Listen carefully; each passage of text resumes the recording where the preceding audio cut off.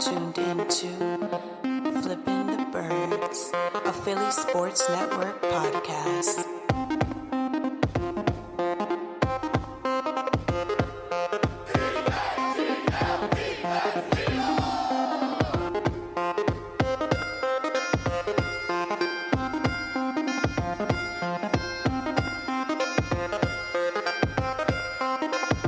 What's going on, Eagles fans? Welcome all to episode 12 of Flipping the Birds. I'm Brian Cameron alongside Chris Fonte. Man, I'm feeling like a new man.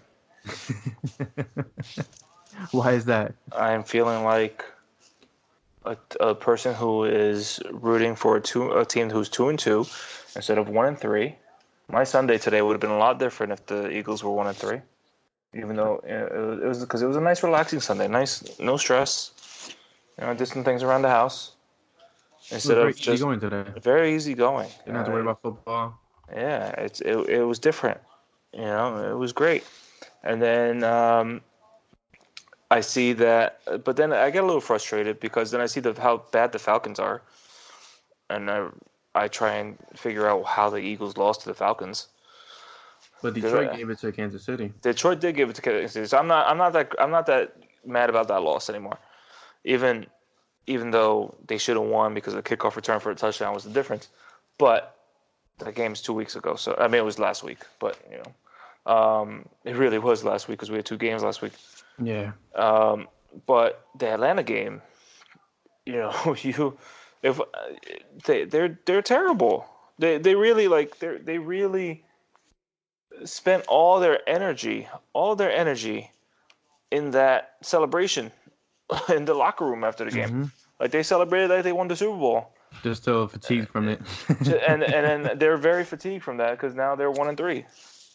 But I think that was more of a case of us losing the game instead of them beating us, because we did lose Sean Jackson and Alshon in that game. Yeah. Dallas Goedert. That was a rough game for injuries, but it was a twilight zone of games.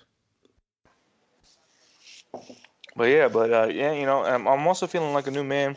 Well, not really like a new man, because I've been doing this every day for the last few weeks now.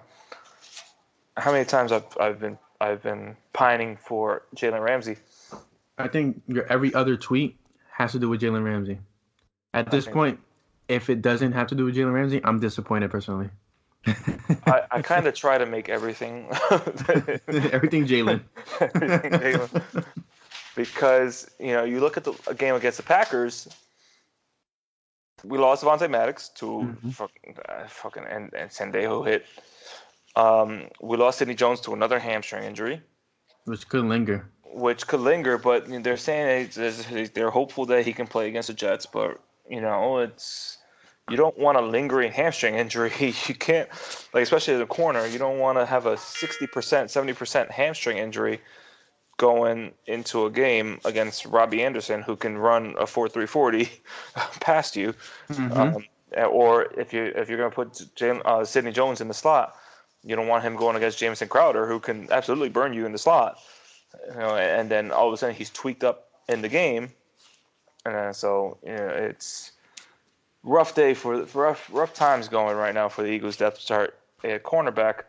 But there is a certain corner who was inactive today for the Jaguars, who had quite the week last week. And we're very hopeful of at this point. He had a hell of a week. He did. He started off with. It's funny because you called it. You said he was gonna call out sick on Monday, and that's exactly what he did. I told Nostradamus. He said he had He said that he had the flu. After that, he was nursing a neck injury, a back injury, and after that. Too? I think it was a neck injury as well, if I'm not mistaken. It was back and hamstring injuries. Where'd I get neck? Okay, so where'd I get neck injury from? I don't know. Somebody else? You're looking at Devontae Maddox again. Oh man. So he battled the flu. A few days later, all of a sudden he hurt his back and his hamstring, and a few days later, oh shit, my girlfriend's gonna give birth this weekend. So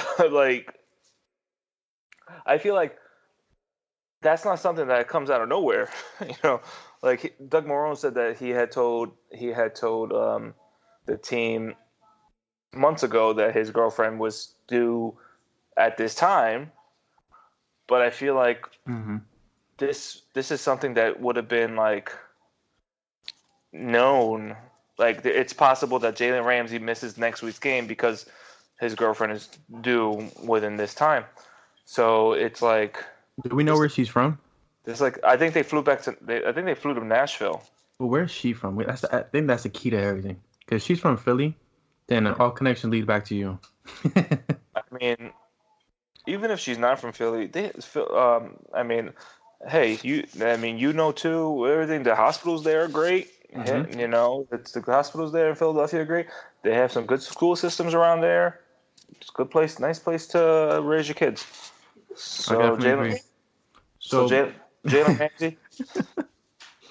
I mean, my wife used to teach around. I feel like you're treading water with your wife because you keep staring her way. So I don't know if you're in trouble or not. I need you to blink twice if you're not in trouble. What'd you say?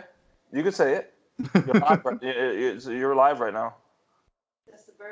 The suburban areas. She likes she taught in the areas around there, so she knows it. She knows about it. So before we get into the whole cornerback situation, what are your main takeaways from the Eagles Packers game? Because that's a game that I said before the season that they were going to take, and you were a little skeptical about it. So you went. Congratulations on getting one thing right. I got the Detroit Lions right too. So that's two things. No. That's two things. Hold on. I said it was a trap game. No. You just said. No. Look it up. You got the Packers right because you thought they were going to win before the season. Yeah, and I okay, but you also thought that they were going to lose to the Lions, and then you changed it. But I did the same thing. I thought they were going to beat the Lions before the season, and obviously I was wrong about that. But I thought they were going to lose against the Packers, but I changed it just like how you changed your Lions pick. So what's the difference? Lost me in all the changes. There's so many changes going on. You completely lost me. Exactly. Life's about changes, man. You gotta get it. So let's change the subject then. What's your takeaways from the Packers game? Like, what do you feel really good going into Jordan Howard? Going in. Jordan Howard. I put out this tweet the other day. It said Tariq Cohen had through 3 games, and I'm not sure how he's doing right now. Through 3 games, he only had 98 total yards, not rushing yards, total yards. Because he's not just a runner; he's a receiver too, and he's like a little Darren Sproles out there. So Tariq Cohen threw 98 yards. Through 3 games, only had 98 yards. And to complement, I think David Montgomery's like 135 through or 104, something like that, through 3 games. Last year, through 3 games, Tariq Cohen had 130-something yards total through 3 games. So about almost 40 yards more than what he has this year, complementing Jordan Howard's 235 total yards. He did go off. 3 games. So I said, make Jordan Howard the lead back and let Miles Sanders complement him. Which they did. That's exactly what they did. That is exactly what they did. And then I retweeted it later on after the game saying, see what happens? See? You should have listened to me before. But that's something we've been vouching for throughout the whole season so far. As much as a Miles Sanders fan I've agreed with you this far where Jordan Howard should be the lead back because he's on a 1-year contract with us, pretty much. That's when we're looking for what it's worth. You know, Jordan Howard, he had a season high rushing attempts last against the Packers, 15. Mm-hmm. I think 87 yards. I think. Yeah, 87 yards, 2 touchdowns. He added a receiving touchdown, a 3-touchdown game. I think that was he had as many 3-touchdown games with the Eagles so far as he did with the Bears all 3 years. I don't get how he didn't work in that system. I mean, he's caught the ball for us pretty damn well. I think he has probably like 2 drops with us so far, but he's looked pretty decent as a receiving back. He has looked really good as a receiving back, and. Yeah, that was something that was very underrated coming in his time with the Bears, because he wasn't Tariq Cohen obviously receiving wise, but last year with the Bears he caught 20 receptions out of 26 targets.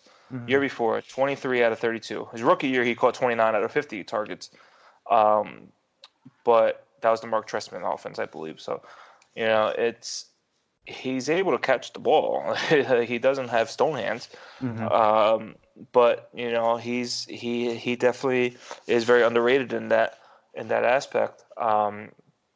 But Miles Sanders is really the receiver in this offense. So, I saw someone tweet the other day, or was it this morning? Do we have our version of Kamara and Ingram? Oh, hell yeah. And I think this might be a better version, actually. And we definitely do, because if it's run the right way, if it's run like how it was against the Packers, I know Sanders started the game, de facto starter, but he was outsnapped. He was rushed by Sanders 15-11.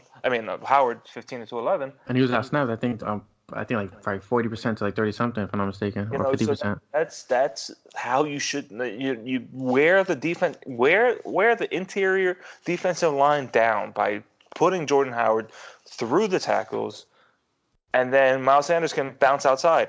But when you have Miles Sanders bouncing outside to start the game, and then later on, and you put in Jordan Howard, obviously they know Jordan Howard's just going to run inside, so they're just going to stack the box. And then when Miles Sanders comes in, he's going to bounce it outside. Which I love Miles Sanders. He's great. He has great footwork. No Sanders slander. He needs to stop acting like shady. I don't think he's acting like shady, but that's his game. I know that's his game. Penn State, though. But it's like it. But he's at Penn State facing off defensive ends who aren't that great. Of course, yeah, granted, it's college. He's so far he has faced the defensive ends of Detroit. So Trey Flowers of Green Bay. Green Bay, he did do great. Atlanta, they had Vic Beasley, and Washington Kerrigan. Kerrigan didn't do that great, but you're facing against guys who are 270, 280, 290 who are running 4.4s, 4.5s. So you can't just expect to run outside Johnson, outside Peters, and then just bounce it back inside, because these guys are going to catch you. I think his cuts were pretty good in the Packers game, but I know where you're going with this, because it's been very frustrating to see him do this against every other team outside the Packers. Yeah. I think my main takeaway of the game is something that I declared when we did a pregame show for PSN.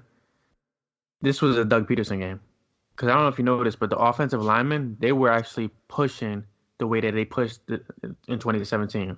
They were moving, they were agile, they were everywhere they needed to be. I feel like Doug called the perfect game. Carson threw only for about 30-something times. About 27 times, if I'm not mistaken. And then 16 for 27. Don't talk about that too much, because then we'll get the Cowboys fans coming in and saying, "Oh, Wentz only passed 160. Oh, he was terrible." But he threw three touchdowns. That's what I'm saying. That's what Dak does. Dak does 160 with like one touchdown. The difference is that if we need Wentz to do more, he can do more without us having to limit him. He didn't need to do anything. And for a lot of the time during the game, he was working with a short field. So where do you want the yards to come from? And then people are saying, and then I was arguing with some people on Twitter, and they're like, because I said, the Packers have a top 5 pass defense. We all knew coming into this game, rush defense was awful. So this is a running game plan. And then they were saying, well, you're facing Case Keenum, you're facing Matt Stafford, and facing Matt Ryan. No, that was us. They were facing, who did the Packers face? They faced Trubisky. They faced Trubisky. They faced Cousins, and they faced someone else. I'll tell you right now. They have faced Flacco. So they haven't faced great passing attacks. Yeah. But that means you're saying Jair Alexander and Adrian Amos are slouches, which they are not. They are elite. And that kid, is it Kevin King? Kevin King. Kevin King, like during the whole game, I was aggravating me. Every celebration. Every celebration. I was texting back and forth with one of my friends from college who was a huge Packers fan. I mentioned him on the previous podcast. I was texting him back and forth. I was like, Kevin King is really celebrating like he hasn't been terrible all year. Yeah. And he was saying back, he was like, yeah, I hate Kevin King. He's been awful. Yeah, it's ridiculous how much he is celebrating right now, especially with a ball thrown over his head and he's acting like he did something. He had the Jalen Mills effect. But yeah, he had. Finger wag. That's not just the Jalen Mills effect. That's like the every Eagles corner effect. Like a ball sails. I'm surprised Craig James didn't do that. Yeah, I'm surprised too, but he only played 2 snaps. That's why. So he didn't have enough snaps to get into it. But like every Eagles corner sails over their head. There's finger wagging. They're waving their hands like, doing you see what happened? You see what I did? And it's like you had no effect on that. Mm-hmm. But still, like you still had Jair Alexander, Kevin King, Adrian Amos locking everyone down. Alexander did a pretty good job on Zach Ertz in the beginning. Yeah, and I know he and Ertz got into a little shouting match a couple times during the game. Kevin King was doing great on Jeffrey. Adrian Amos had a good tackle on a Wentz scramble, and then Wentz got up and gave him a dap. It was like a nice tackle.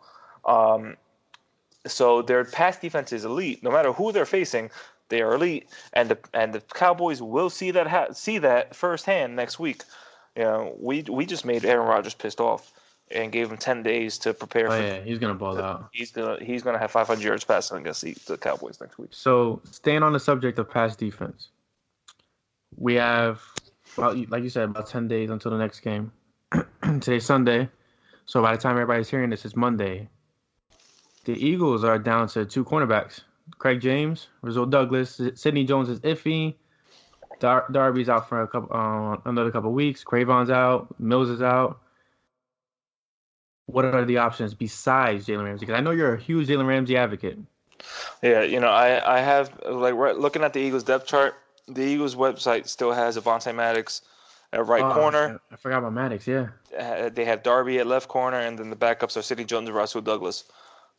3 of those names are crossed out right now because you don't know if Sidney Jones does it. So right now, just out of those 4, the only healthy one is Rasul Douglas, and then you add in Craig James there. So the only 2 corner, and I mean they did sign Skandrick. Yeah, but let's keep it on the radar for now. Skandrick is he's here for the time being. Yeah, he's a body. At this point, the Eagles are like, "Can you breathe?" He's a Corey Graham. Yeah. They're like, "Can you breathe?" Yes. Okay, come. You can be a corner for us. It's Rasul Douglas, Craig James, and Orlando Skandrick right now. So what is the market like right now? Because we need somebody to cover these number 1 wideouts. Well, you're looking at the free agent options outside Orlando Skandrick. EJ Gaines, scrub. Brianna Body Calhoun, scrub. Kayvon Webster, scrub. Brent Grimes. Scrub is a compliment. He's like 37 years old. Yeah, he's terrible. And all he would do is come in and try and fight wide receivers. We don't need any more penalties for unsportsmanlike conduct. We had enough of those last game. Yeah, I'm getting tired of these referees at this point. Who knows what interference is anymore? I was this morning when I was at the gym. I was talking to my chiropractor, who's a Packers fan, and I walked into his office and I strutted into his office. I didn't walk into his office. I strutted into his office, and he shook his head. He's like, just leave. And we were talking about the game. We're like, who the hell knows what pass interference is anymore? And I told him, I said, listen. It was called both ways, though. It was pretty fair. It was consistent. I said I agreed. Barnett should have been ejected because even though it wasn't like as egregious as Vontae's perfect is, Barnett made a stupid ass play. Yeah, it was pretty. Yeah, it was stupid. Even if he says he didn't hear the whistle, you saw Jamal Adams. He was stood up. You made a stupid ass play. And Barnett's not a bad guy. He not even close to being a bad guy. So he's Packers fans want to compare him to Perfect. Perfect is a bad guy. Perfect does this every game. He headhunts. Perfect is the AB of the defense. Yep, and he is someone who shouldn't be in the league anymore for the crap he does. But Barnett made a stupid ass play. And he should have been ejected. And then there's some Packers reporter going out there, and the tackle he had on Devontae Adams later on in the game, where he led with his shoulder, and they're like, look at Barnett being he was a more so dirty. thrown into to Barnett. He was look at him being dirty again. Everybody's like, even Packers fans like that's fine. So Barnett is not he's not perfect, but it's the Philly conundrum. That's what it is. But everything for Philly has to be bad. Yeah, everything for Philly has to be bad. Like I saw someone tweet a comment on one of the things like, Eagles fans, you mean the fan base that throws batteries at Santa or boos Santa? That was 30 years ago. Was that? Yeah. I wasn't even born around that time. Jesus Christ, that was like 35, 40 years ago. It's ridiculous. But people are still comparing Philly fans to those people. So, but I think the Avonte Maddox play was a pass interference that they didn't call, and I agree with that. But I do think that, and both my friend from college and my chiropractor, they both agreed that the Kevin King play was pass interference. He legitimately moved Jeffrey's hand out the way, and so. But that's why I respected the calls, because it was consistent. Like they weren't favoring anybody. I do think Craig James' play was pass interference also. I'm borderline with that. It was kind of like I compared it to the Malcolm Butler play with the Patriots and the Seahawks in the Super Bowl. It was the same exact play. It was bang bang play, but if you want to slow it down like 0.1 frames a second and look at the play again, you could see that Craig James gets there a little earlier. But that's not how replays work. So exactly. But right now, the obvious name out there for us is Jalen Ramsey, and he was inactive today for the first time ever. This is the first game he ever missed. Ever missed between high school, college, and the NFL. This is the first game he has ever missed. So the question is, does that tell us that Jacksonville is finally saying, okay, let's get rid of this guy, let's just move forward with what we can and rebuild at this point? Like, does it mean that his back injury was bad enough that he couldn't play to his potential, or they didn't want to risk hurting him, or risk hurting him more for compensation later this week, or did he just straight up and tell him, like, listen, I'm not going to play? Yeah, it's up in the air how this came down, because I saw Justina Anderson tweeted out saying that he was going to listen to his body and see how body reacted. So that tells me he was going to make the call. I think that's just him putting it out there where he's trying to get out of Jacksonville for kind of like not so much for a discount on him, but he's kind of saying like, don't let Jacksonville rape you for. I don't think Jacksonville is smart enough to. Well, they turned down 2 first-round picks from the Eagles. Yeah, but that's reported by Jason LaConfora, and we all know how reliable he is. And because the report was they rejected 2 first-round picks because they were going to be in the later rounds they were going to be in the later first round, so they were going to be picking between like 20 to 32. Mm-hmm. You're not getting higher picks. You're not getting a team that they know they're going to be picking in the top 15 the next 2 years. Well, there's no contender that's me picking within the top 15 right now. And there's no team that's trying to rebuild with the star cornerback. They're going to trade you 2 first-round picks for Jalen Ramsey. Exactly. It's not going to happen. I saw someone today float the idea of the Redskins because Josh Norman's terrible. I'm like, you're getting, they're 0-4. They are going to be picking in the top 10 next year, if not top 5. So why would they trade that, plus probably a top 15 pick in 2021 for Jalen Ramsey instead of building around Dwayne Haskins?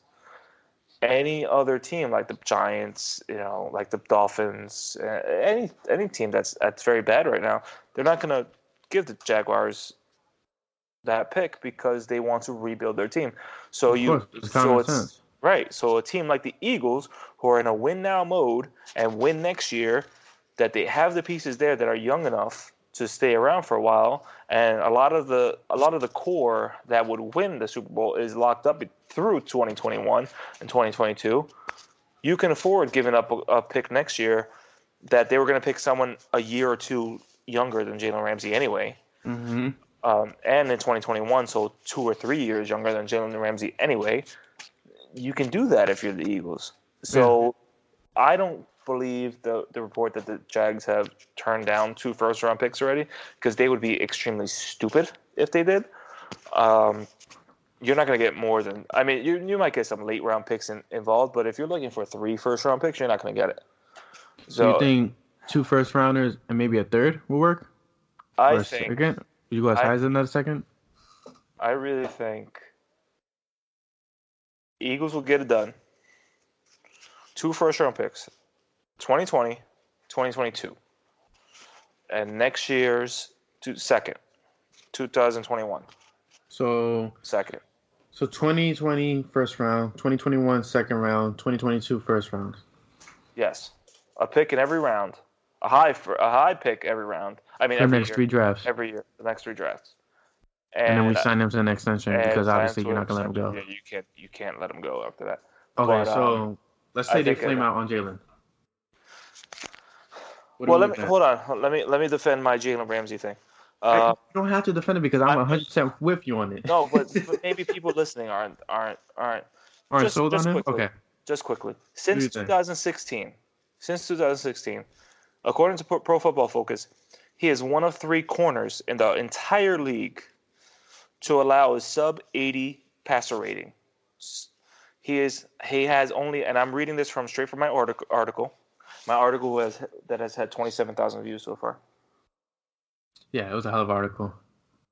My wife is saying that no one's listening to me. You trying to get brownie points right now for? I'm getting brownie points.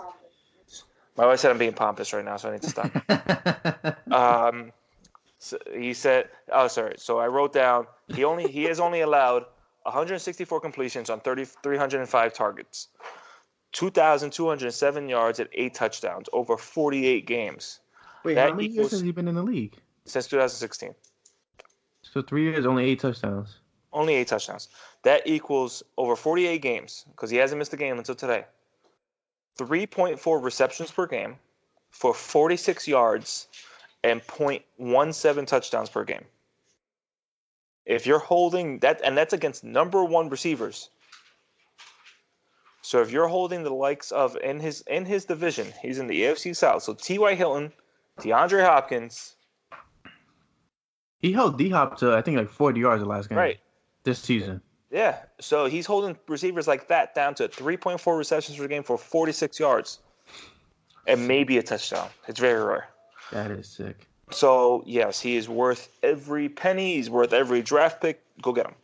But anyways, if my hopes and dreams are smashed and crushed and broken and burnt and everything, there is also someone on the... You have a name on your list that I'm waiting for you to say because this is probably my favorite to get because I think it's cheaper to get at this point. You know what? As much as I would love to get Jalen. Well, my next name is not the one that you're talking about. You're skipping my name. That's what you're doing? Yes, you're doing it on purpose? Yes, okay, I see how it is. But the next name, right now, I'm just realizing that Jalen Ramsey's team is facing off against this guy's team right now. And I feel like whoever loses, that's the corner that's going to be traded. I know what you're going to say. Because the Jaguars, if they win, they will be 2-2. They will be tied with the rest of their division at 2-2 with the wrong hope that they're going to win because they're not going to win the division. Yeah, definitely not. It's a Texans or a Colts division. Not without Nick Foles. No. Nick BDN. Exactly. Worldwide, baby. And the Broncos, if they lose, they will be 0-4.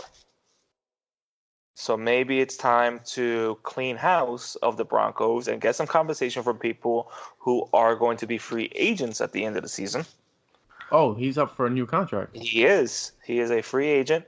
And Chris Harris Jr., the elite 30-year-old cornerback from the Broncos, is a free agent next year. And, the Broncos aren't going to franchise him. And he would, I'm sure he would refuse an extension for a team that is 0-4 right now with Joe Flacco starting. And what is he going to really have confidence in Drew Lock? It's so they have they have the Chiefs and they have Patrick Mahomes in their division. They're not going anywhere anytime soon. So Chris Harris is in his 9th year in the league. he would be going. If the Eagles were to trade for him right now, he's 30. And we say that like it's so old, but in NFL world, it's old. Isn't that so crazy that it's so That's old crazy. in Like, NFL world? like we're 30. And I still feel young. I still feel like I'm 21. I feel like I'm 35. Damn. We got to talk about that later off the pod. But I'm 30. My wife's 31.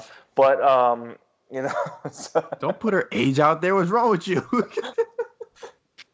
as Can't she's be doing that. right now. I'm really making her happy right now. So 30 years old for us, we're like, we're in our prime. Here we go. But 30 years old in the NFL, they're like, all right, we're ready to cut you. You're done with the NFL. Mm-hmm. Not to say that's a bad thing for some of them because they've already made tens of millions of dollars. But, being retired at age 30 isn't such a bad thing. But Chris Harris, 9 years in the league. If he would probably fetch, like Mike K from NJ.com today said, he would probably fetch maybe a 4th-round pick. Which isn't bad. Which isn't bad. He's an elite. Yeah.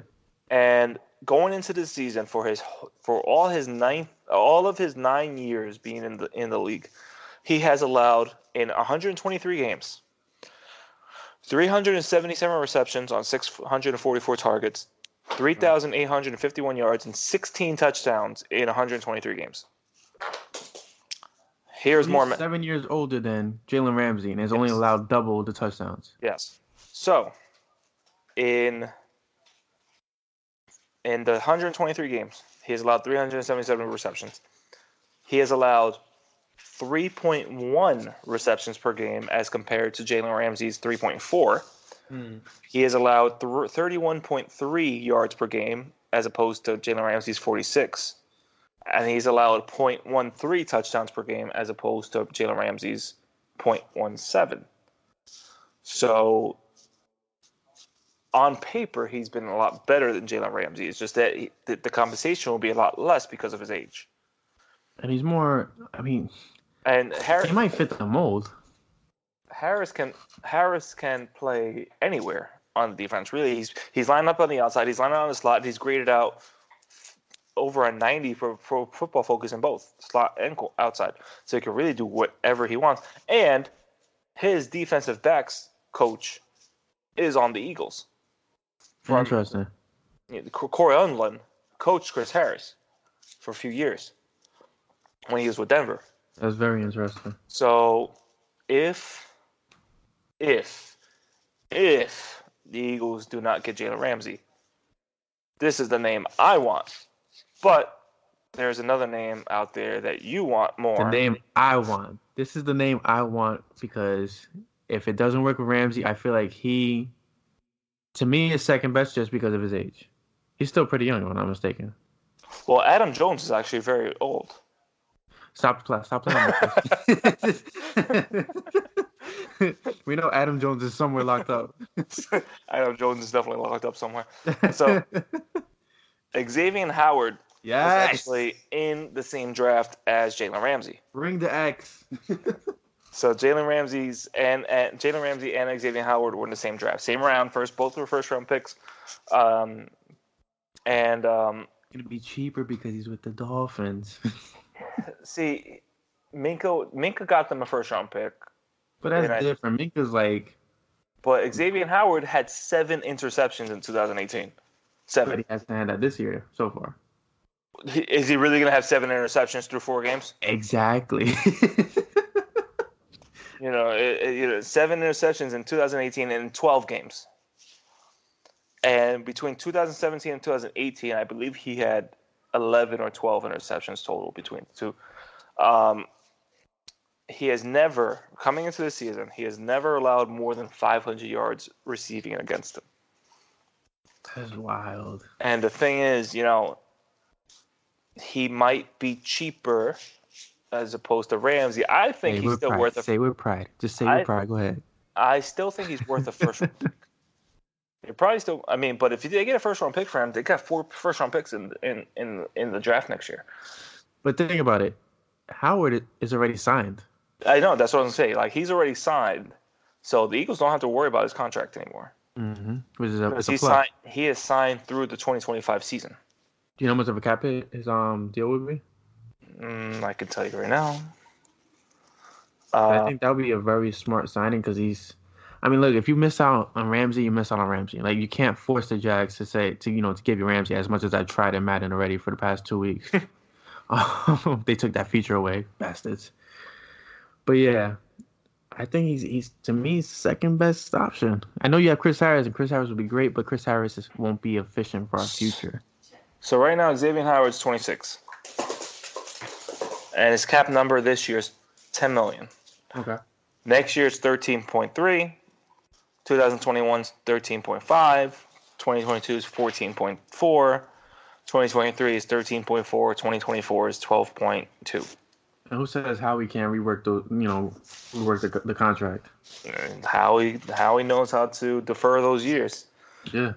So yeah, it's definitely, and it's definitely doable, but Jalen Ramsey. The goal is Jalen Ramsey, but if you get second place has to be Howard. Second place has to. All right, second place. There could be a tie for second. Okay, I'll agree with you that much. We'll end it with there. So, but if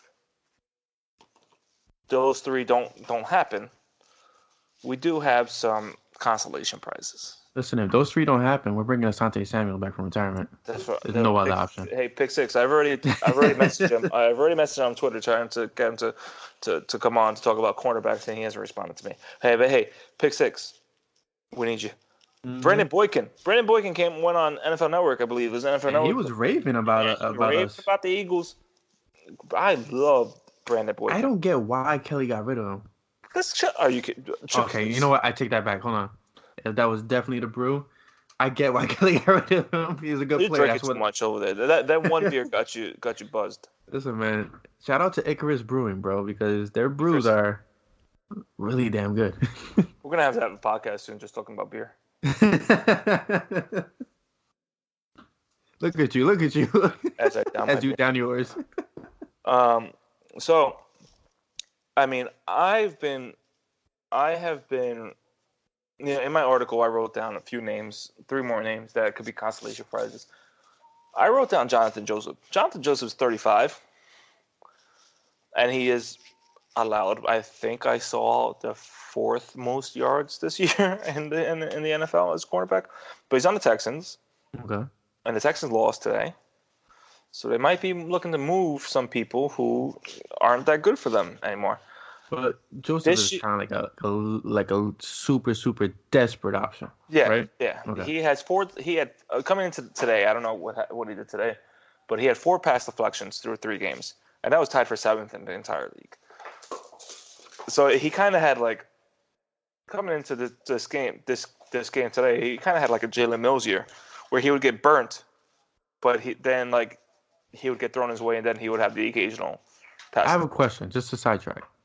Do you miss Jalen Mills? I miss him so much. Oh, thank you. Okay, cool. I thought I was the only one. I don't want to say it out loud.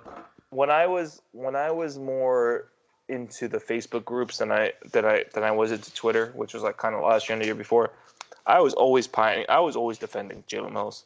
He's not a bad corner. Like, Jalen Mills was the best red zone cornerback in the league, but people would respond, and I agree with them. He's the best red zone cornerback because he didn't have enough yards to give cushion. But still, the red zone is what matters. As you saw on Thursday night, that's what matters. He made plays. Mm-hmm. Julio Jones went off for whatever he went off for because of Jalen Mills wasn't there. Jalen Mills is the kryptonite to Julio. We don't advance without Jalen Mills. Exactly. In that Super Bowl run. Exactly. Point blank. Jalen Mills, Green Goblin. Yep. We miss you. That's desperately. But next, another kind of like desperation move. And we don't know if this team goes to 0-4 until tomorrow night, because they play tomorrow night, is the Bengals' Dre Kirkpatrick. And Dre Kirkpatrick is going to be 30 at the end of October. But last year, he's at the perimeter corner that we need desperately. Mm-hmm. And he allowed a 44% completion rate last year. Right now, going into tomorrow, he's allowed a 64% completion rate, but at the same time, 124.7 passer rating. through 3 games. So yeah, but it's an entire That's a hard sell, different, Chris. different. It's an entire different coaching staff right now. That's a hard sell, It's bro. it's a brand new head coach, brand new defensive coordinator in Cincinnati right now for the first time since the early '80s. Marvin Lewis isn't there anymore. Marvin Lewis was definitely there since the early '60s. Yeah, he's been there forever, and who knows if he's not there right now? Just in disguise. But Drake Patrick, the skill set is there, but he hasn't had a great year. But speaking of the Bengals, the real consolation prize would be William Jackson II, the third. All right, he's the third. He was a rookie in 2017. He defended. He had 14 pass deflections as his rookie year, the whole year. 2018, he had 13, and he has an interception already this year. He allowed 44 catches on 77 targets last year, and has just allowed 6 on 13 this year. He's very good. So if the Bengals are really looking to going to go 0-4 tomorrow and really look to strip it down and get players that fit their system, because Jackson does not, then this is a good consolation prize. But who knows? It's going to be an interesting next couple of days, because once this Jags game is over, I know Howie probably has the number typed out in his phone right now, and as soon as the clock hits 0 at the end of the game, he's going to press send and call Tom Coughlin up. I think it'll break my heart that if Jalen Ramsey gets traded to the damn Seahawks. If he gets traded to the damn Seahawks, I'm going to cry. Yeah, we deserve a number 1 corner after what we've been through for the past couple of years. It's been way too much. Well, now that we're done with the corners, we are going to transition to next week. And next week, we have the 0-3 Sam Darnold-less. Will he be back next week? What? Will he be back next week? Or is I it read too a report risky? that it's very, very unlikely that he's back, because he's just working out now. He's just getting over everything, and he hasn't been able to do anything up until this point because of mono. He hasn't been able to do anything to this point, so he's just been really limited to cardio, like light cardio and everything. So he hasn't been lifting. He's lost I think he's lost 10 to 15 pounds. This is the weirdest thing to be out for right now, in my opinion. No, I mean, I feel for him though, because when I was a senior in high school. Yeah, in high school, it was a common thing for most people. Because boys just making out with everybody. Yeah, but Darnold, you got in trouble. My wife just looked at me. But Sam Darnold getting mono right now. But I mean, he is a New York quarterback. So those New York quarterbacks, Joe Namath, they like to do things. I don't know, dirty. All right, let's fast forward. Hold on. Let's fast forward before Dirty you get to Sanchez. PSN after dark. Dirty Sanchez. Dirty Mark Sanchez. Let's fast forward. The only wholesome quarterback they've ever had was Tim Tebow. Oh, that's very true. Because he didn't want to do anything. But Sam Darnold with his mono doesn't look like he's going to be back for this game. So it's going to be Trevor Siemian and Lev Bell versus the Philadelphia Eagles in Lincoln Financial Field. All right. So now, as we're previewing the Jets game next week, we have our first guest that is a fan of the opposing team. And I am very, very honored to introduce one of the biggest lovers of the Jets. He was born a masochist. He is a big Mets, Jets, and Knicks fan, so he loves punishment. He's a big glutton for punishment. Big lover of losing. Give it to me. He is the director of marketing and partnerships for CBS. He is also a person that I've traveled to many bars with in college and have lost many memories with. Mr. Mike Davis of CBS. How are you, my man? Chris, it's a real pleasure. It's an honor to be here. It really is. Everything you said is true. And you know what? the times that we've had at specific bars in upstate New York, not named Dark Horse, have been great, and they really solidified, I think, our lives as people, and that's why we're here today. It really has. Those times that we've lost at Stone Lounge and Red Jug. And Yeah, so that ambulance coming is for me, because next week the Jets are going to get destroyed by the Eagles. So not only does he get a phenomenal intro, he has the ambulance in the background while you're introducing him. It just happens this way. This is my life as a masochist. And is Sam Darnold's mono that bad that he needs an ambulance? Oh. When the Jets had their internship at Cortland, I've heard some risky rumors about Mr. Mark Sanchez, but he didn't get mono. But only no, he didn't. I'm sure that he got other things, but he didn't get mono. Yeah, but that's fine playing. I don't care what you have. Just be able to perform. And unfortunately, Mr. Darnold can't at this moment. But you know what? That's fine. It's going to be nice when he gets back, maybe week 6. We'll maybe have a fresh 3-13, maybe the 3rd pick. That's fine. I know I'm getting ahead of myself, but let me just say, maybe setting yourself up. Hey, maybe setting yourself for Judy in the draft next year. That would be a nice Darnold, Judy, and Bell. That would be a nice go right there.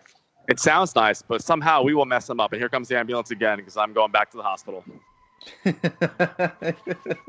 picking up Darnold for next week. Yeah, so if you're listening to the podcast right now, we are talking to a Jets fan, and the ambulance in the background it just epitomizes what their season has been so far. And they just had a bye week. I mean, they kind of just lost on the bye week as well. So they did, because they lost me and they lost my brother. We're both together. I was picked up earlier, and now I just beat a bunch of people. Since you guys wear green, pretty much, it's okay for you to come to the dark side at some point. I mean, it's different conferences. The green is a little bit darker. It may fit you better at this point. Yeah, so I'm a big fan of Kelly Green, which is I guess used to be the It's Eagles. Coming back next year. Has to be. I need that color back. I miss that color so much. It's so great. And when I first saw the Jets jerseys, I was getting a little jazzed up and like, oh, this is nice. Maybe we're going to do something good. And then they, got released, and it took me a while to get used to them. But as a hater of myself and everybody else, it's like, you know what? Not everybody else. Let me rephrase. My teams. I respect everybody else. I've come a long way from the jerseys. They're okay. And one of my favorite players is Le'Veon Bell. And when he trolled, on that Tuesday, because I'll never forget it, all day he's Jets, and then it's Ravens, and it's Oakland, and then I'm just updating Twitter every 20 minutes, and all of a sudden he just signs for, as I'm sleeping at 12:30. I'm like, this is unbelievable. I don't care anymore. But yeah, it's the Kelly Green is great. Eagles jerseys are great. Eagles fans are great. Yes, they I was are. in Philadelphia 2 weeks ago. I think I told you, Chris, when it was the Redskins were up 17-0, and I was I forget which bar it was, but at halftime, needless to say, I was trying to go to any bar that played the Jets, and they looked at me, and I almost got spit on. I'm like, this is pretty nuts. I thought you got to hit the Giants. I don't know, with the Jets. They're like, the fuck out of my pub. I'm like, all right, okay. And I just watched it on my phone, and then obviously wound up losing. And I said, at that moment, the season's over. Sure as shit, the season is pretty much over. Cancel it, just like the Mets. So I have a quick question. Since we're talking about Philly, obviously this is a Philadelphia Eagles podcast, so we're pretty biased here. From the outside looking in, how do you view this team out of their week 4 win? Yeah, well, very nice there, going to Lambeau, and Carson Wentz really stepped up. And I will say a couple things here. Being a Jets fan this long, I almost moved to Philadelphia outside throughout my childhood, so I got pretty well versed in the Philadelphia area. I would say they're my second team, or I root for. So nice. I think it's pretty big, and everyone's saying it's a must win. But for him to go in there and actually perform, as in Carson Wentz, and beat Aaron Rodgers in Lambeau is pretty huge, and it maybe did save the season, depending on how tonight goes with Dallas without a Drew Brees. Saints are going to win. I don't know. I don't really believe in Teddy Bridgewater, and the Dallas defense is a lot better now. You really have to ride Kamara. You have to ride Michael Thomas if Teddy Bridgewater can actually make the throws. If he's actually 100% healthy. Because you really never know. He had such a debilitating injury. Yeah, but Saints are going to win. No doubt about it, apparently. I don't know, Chris. I'll bet my parents' mortgage that Dallas wins. Leave your parents out of this, Michael. So sticking on to Dallas, obviously, you do cover majority of the league. Do you see Dallas being actually a legitimate threat to the NFC, or is it just kind of like they're riding the highway facing these I see teams? JV teams. Yeah, it's a great question because every year you kind of hear about Dallas and what's it going to be with Dak, and he has a contract upcoming. He's playing pretty well. I wouldn't say he's elite. I would say maybe out of all the quarterbacks in the NFL, he's maybe right outside top 10 or 8, 9, or 10, maybe just inside of it. But you have Zeke, you have one of the best offensive lines in the entire game, and you have a really good defense for the first time in a long time since last year. Mm-hmm. Yeah, but apparently their pass rush hasn't been there this year, and they signed Lawrence to that huge deal, and he's been talking all this crap all year, and he got paid, so he's just riding the wave right now. Going back and forth on Lane Johnson. I think I saw a couple of days ago. I think he said that we're gonna show who dat nation that we dat. He's talking a lot of crap coming into this game, too. Yeah, he's probably feeling himself. He's getting a little cocky about it, but the second he throws 4 receptions, 1 touchdown for 216 yards, and they lose, say tonight he does that exact stat line against the Saints, it'll be completely reversed. Dallas isn't for real, blah, blah, blah. But then again, in the NFC East, to get back to your original question, the Rams, Jared Goff is – I don't believe in Jared Goff. I think he's a system quarterback. I think if he played for Bill Belichick, he would – perform just as well as he's performing now, because I believe Sean McVay is a very good head coach. Mm-hmm. I think if you put him on the Jets, he'd be killed. He'd be dead.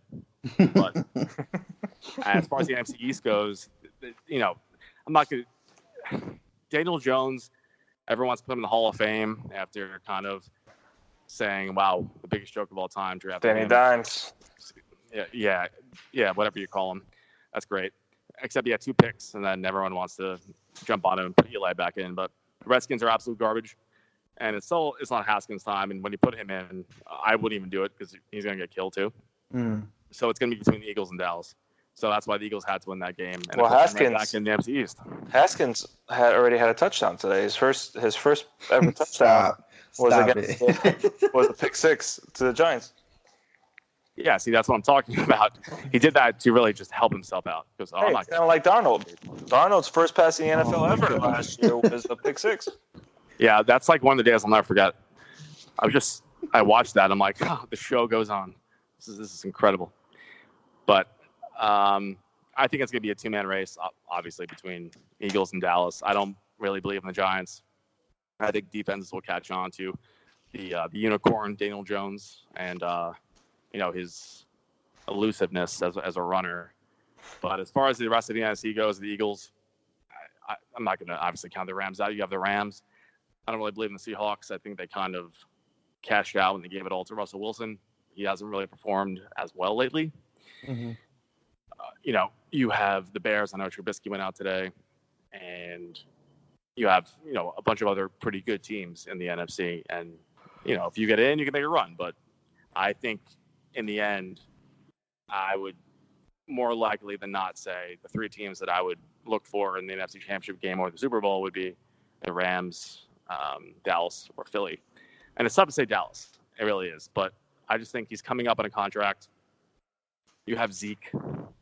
You have, Amari Cooper. You have probably the best offensive line in football. And if he doesn't get so cocky, they can maybe go somewhere. But tonight will be definitely a true test. If he stops talking about spicy chicken nuggets in the huddle. Yeah, he sounds like Jameis, but yeah, crab legs. But like you said, Washington's hot garbage. So are the Giants defense. They're hot garbage, and they faced the Dolphins. If they win tonight, I'll give them a little more credit. but they have faced three of the worst defenses in the entire league. Like the Dolphins coming into tonight were averaging, their defense was giving up 44 points a game, and their offense was averaging 5 points a game. It's I'm not the smartest guy, but let me ask you a question. Is that good? That's okay. I wouldn't say it's good, but I mean, like, it's not ideal. It's Jetsian. It's a little lower than Jetsian. That's how bad it is. Yeah.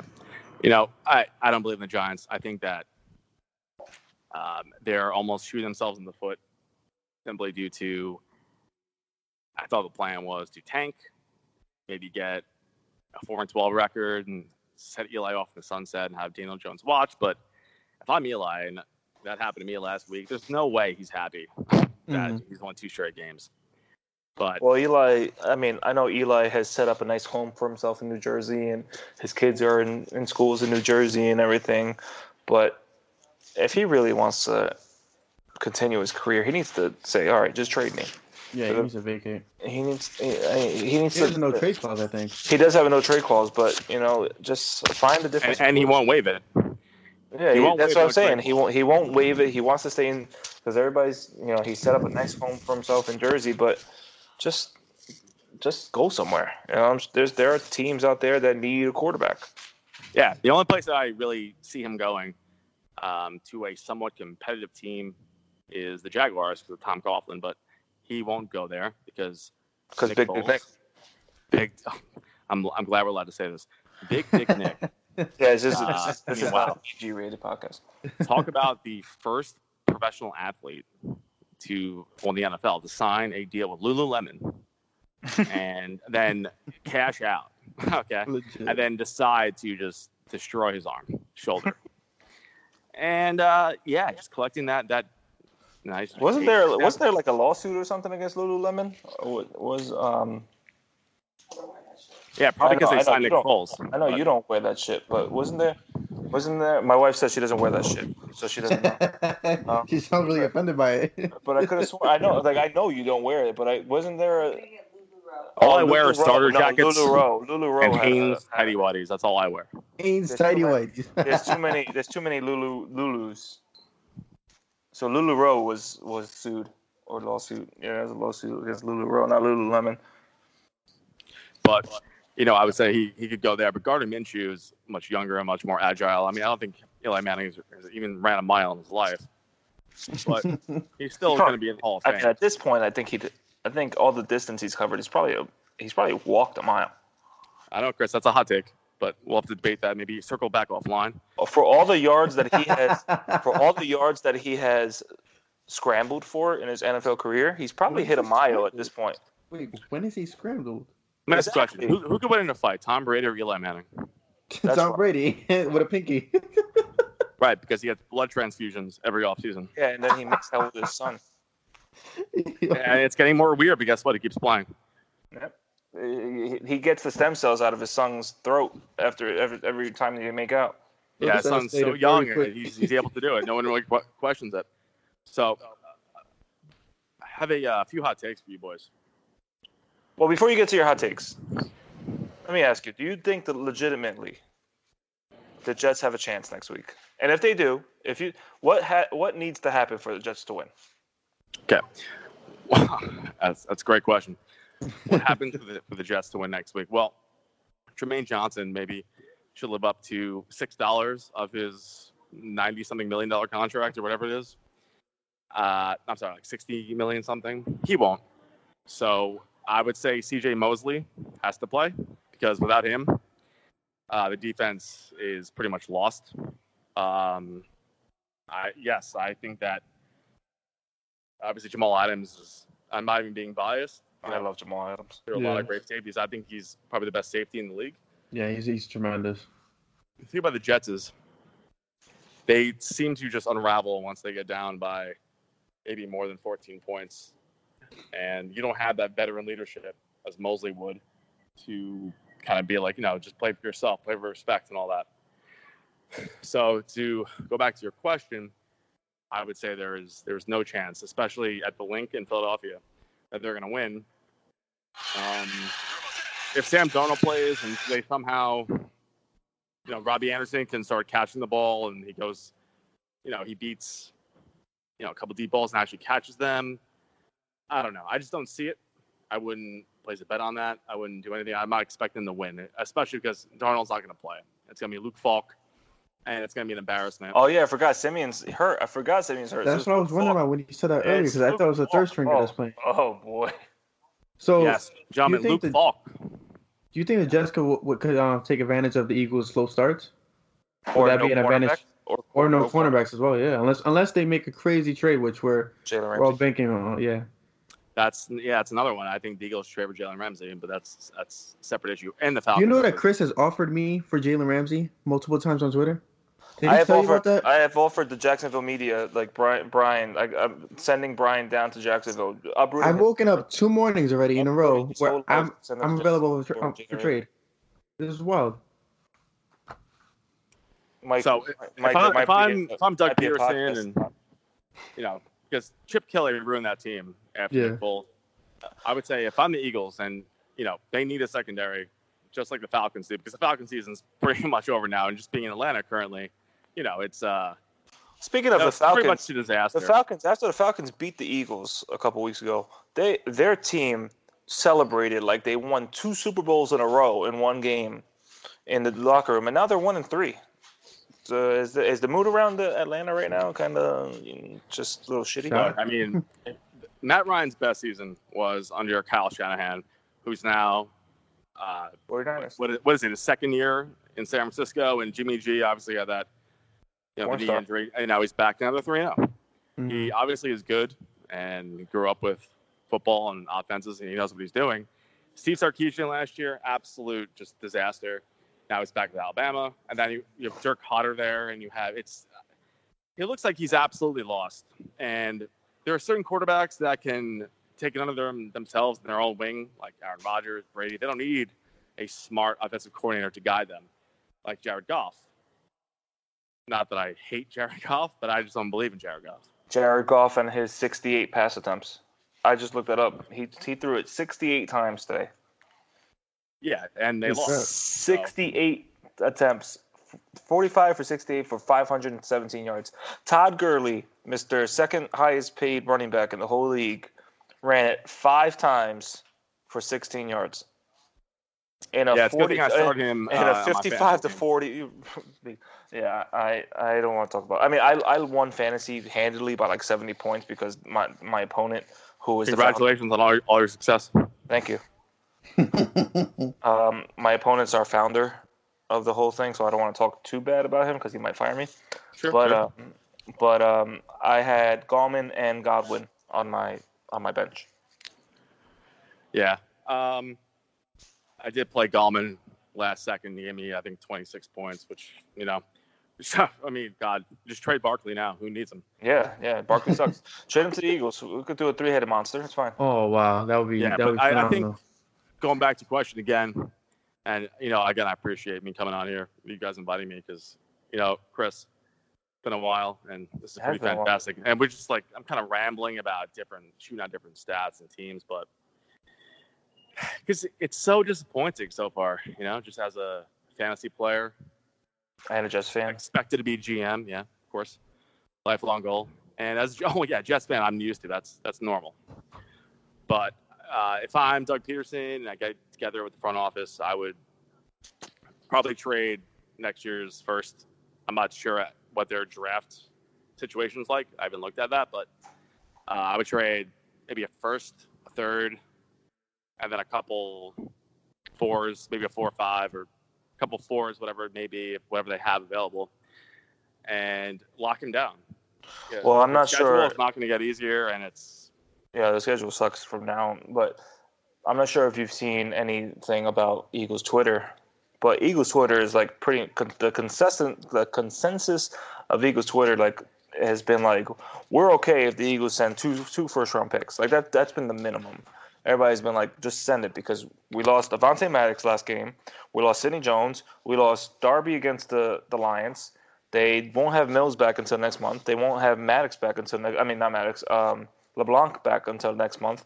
So that's 5 cornerbacks that they've lost and that they won't have until November.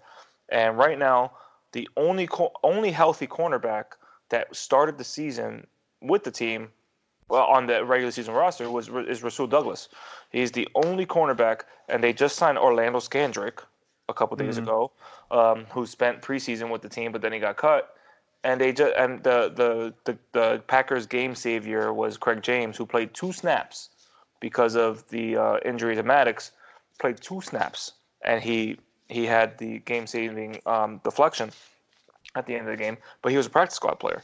So if the Eagles, who are looking to draft at the end of the first round, the next decade, if you give up 2 first-round picks this year and maybe 2000, like I've been on the train of send 2020, send 2022, and send like a second-round pick in 2021 to the Jaguars and be like, listen, you're not going to get anything better than this, and see if they bite at that. The rumor is that the Jaguars have turned down 2 first-rounders, 2 first-round picks because the team that was sending it was probably going to be in the late rounds. Was going to be in the late first rounds, but then you're risking Jalen Ramsey saying, "Oh, I have a back injury again. I'm not going to play." Mm-hmm. He's not going to play until he gets traded. And then that's just the fact of the matter.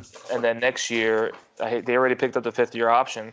So next year, you look at him maybe doing a Le'Veon Bell situation. Mm-hmm. So, you risk not getting any compensation for Jalen Ramsey. So trade him now. Well, I mean, if you already picked up the offer, the 5th year, that's pretty, enticing for other teams to get him, to have him for the rest of this year and next year. But he doesn't seem as much of a head case as. He's not a big distraction like other divas. Yeah, I mean, Antonio Brown's meltdown was one of the best of all time. Yeah. He's not at that level. I just think he claims that Tom Coughlin disrespected him and he was out, like, one and done. But if he's a rental player for a year and a half, you want to take a chance on him. I mean, you guys have the stuff to go back to the Super Bowl for sure. As in the Eagles, I would take a chance on him. All right, so we usually end our podcast with some bold predictions about the next game. So let's start with you, Mike. What's your bold prediction for the Eagles Jets? Bold prediction. Unfortunately, I'm not going to go out on a limb here. I'm going to go Eagles 46, Jets 13. Damn, that's wild. Yeah, it's nothing. I just want to be modest about it. Just give you a realistic score. And I'm gonna go Le'Veon Bell. Maybe 23 carries, 46 yards, 2 receptions. I'm sorry, that's too low. 5 receptions. I don't know, I'll give him 22 yards. That's fine. I would say a lot more than that. Have you seen our defense, our secondary? Have you seen the Jets' offensive line? Yeah, but so that means Falk just hits it, underneath to Bell, and then he works his magic. That'd be nice if he had time to do that. Which I don't think he does. It's like play football without any offensive linemen. It's wild. Brian, what about you? I'm going with Eagles. This should be a must win. I mean, this should be an easy win, right? But obviously that has not worked in our favor this year so far. So I'm going with Eagles 28, Jets 17. Wow, that's very respectable. I appreciate that. I'm not as respectful. I've worked so hard mentally on getting this team together, but I just feel like it's my fault every week. So I am not as respectful. I think the Eagles beating the Packers have sent them on a course for this offense to soar. Maybe getting Deshaun Jackson back this game and get a full, healthy receiving core of Deshaun Jackson, Alshon Jeffrey, Nelson Aguilar, Zach Ertz, Dallas Goedert, unless Zach Ertz gets traded. Don't forget Miles Sanders. Miles Sanders, Jordan Howard. Honestly, no. If you get Jordan Howard to do what he did on Thursday, and you get Deshaun back, who, still lightning fast, I think Jeffrey, and that's a solid. I mean, of course, Ertz and all that. You have a tremendous offense. I think the Eagles get ready. The Ramsey thing makes sense. Yeah, I think the Eagles get ready for their trip to Minnesota with a flashback to the Minnesota score of 38-7. Okay. I think the Eagles beat the Jets 38-7. It's a hot take. I like it. And they traveled to Minnesota where they won something called the Super Bowl that the Jets haven't won since the 1960s. 1969 Joe Namath finger wag, which is not to be confused with the infamous finger wag of, Susie Colbert. Yeah, they're actually they've been talking via text, so it's heating up. I'm sure some pictures have been sent too. But there are a few things I want to get out here. One would be kind of off the NFL grid somewhat, but Urban Meyer, as an Ohio State fan, will be the next head coach of Notre Dame next year. That's a pretty hot take. Second hot take would be that the Tom Brady next year is going to suffer a debilitating back injury, aka being crushed in half, and he can no longer play. Oh, damn. And that is the only reason. Suffered by who? I'm not going to say the Jets. 16-wheeler. I don't know who it's going to be. I'm not that well versed in being a psychic, but I think it's going to get crushed, and he can't play anymore. That's just what I think. I don't want that to happen. It'll be the Cody Kessler era. Yeah. And sign Cody Kessler. He was a great college quarterback for like 2 or 3 games. Former Eagles great Cody Kessler. He was. So was Matt Barkley. He was fantastic. And Frank Gore. Great Eagles running back, Frank Gore. People's champion. All right. Well, Mr. Davis, thank you so much for coming and joining us here.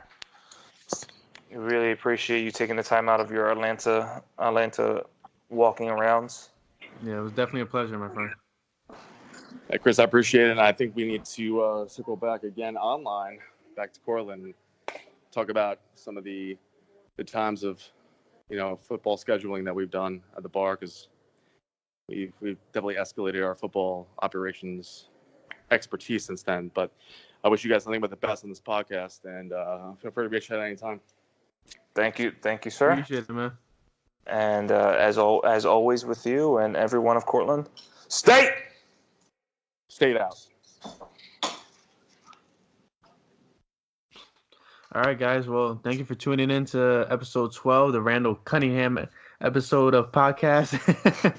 How fitting! How fitting that episode 12, the recap of the Packers game. Number 12, the recap of beating number 12, Aaron Rodgers. On another note, make sure you subscribe, rate, like, comment, do whatever you had to do to get the word out that Flipping the Birds is your favorite podcast. I'm Brian Cameron. You can find me at BCameronPSN. He's Chris Infante. You can find him at Infante54. And we'll see you guys next week. That's right. Go Birds. Yes, sir.